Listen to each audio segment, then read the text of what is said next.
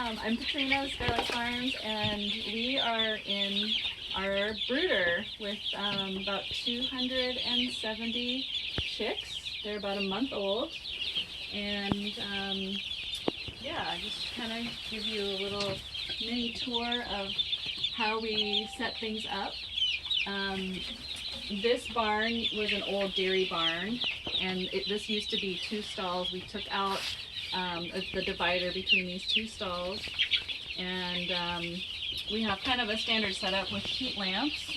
This kind of a box is called an Ohio brooder, and Jonathan made it with this kind of lid that lifts up, and that helps us regulate the temperature so we can raise it as they get bigger and need less heat, and we can shut it on colder days. So that's pretty cool, and it's also great for just looking inside and seeing what's going on with the chicks, especially when they're really tiny, just to make sure that they're at the right temperature. Yeah. We also use these red bulbs. They're just standard heat lamp bulbs.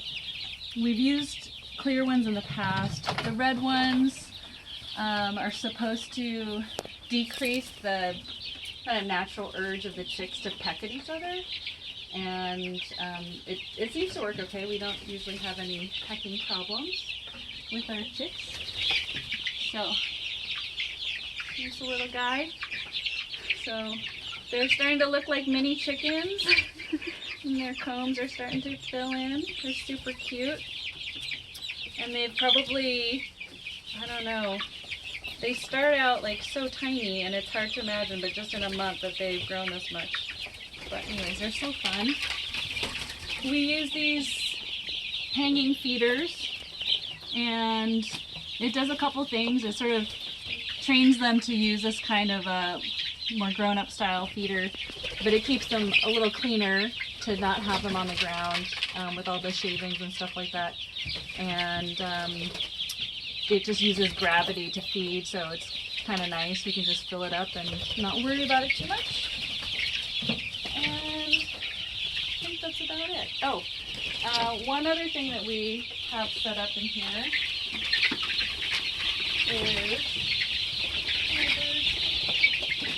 we have an automatic door right here. It might be hard to see,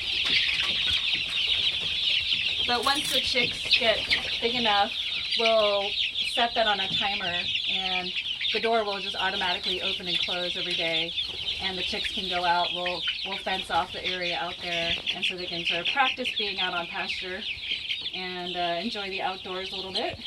So those days are coming. We just kind of wait until they're big enough so that they don't fit through the holes of the electric fence. It's sort of the limiting factor for them, and they're still a little small now, so they got a couple weeks to go. But that's it. They're super cute. We have 4 varieties right now. They're from Jenks in Oregon, and they're all laying breeds. We used to do a mix of heritage breeds and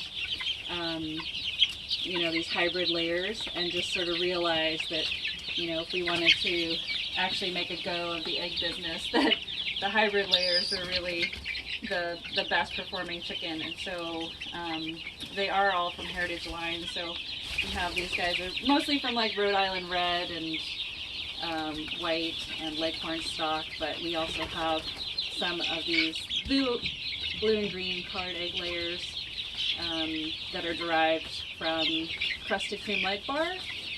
Not so much from Americanas, which are the standard, but they've been really great and super awesome performers for us, so we've been really happy with them. And very low mortality, which is also key with these guys. So,